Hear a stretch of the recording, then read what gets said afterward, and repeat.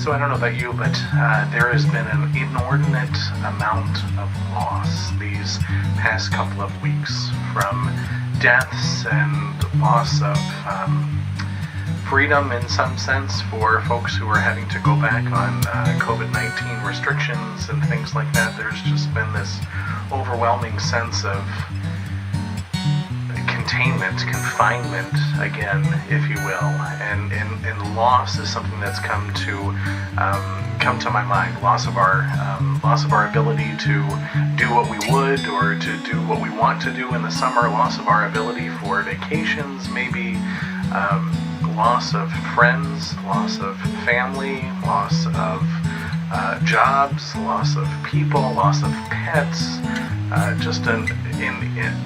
Just a lot of loss. And I don't know about you, I'm still processing all of that as well. And in the midst of all of this loss, and in the midst of all of this, one thing that I go back to is probably one of my favorite verses in the Bible. It's quoted all over the place. You can find it on lots of plaques. It's from Jeremiah chapter 29, verse 11.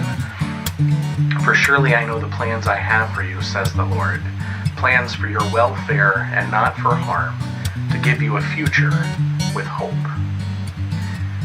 Now, the prophet is talking about God, and God is talking on behalf of folks who are dealing with a strong Babylonian army that's coming up and ready to invade. But at the same time, I think this is one of the verses that gives us a lot of hope. It certainly gave people who would go into exile a lot of hope, and us too. "For I know the plans I have for you, says the Lord, plans for your welfare, not for harm, to give you a future with hope."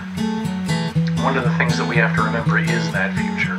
We live in hope, knowing that God is faithful, that God keeps promises, and that God acts just as God promises throughout the Bible. I hope that you can remember that in the midst of all of these times. I know it's hard, I know it's frustrating, I know it's tiring.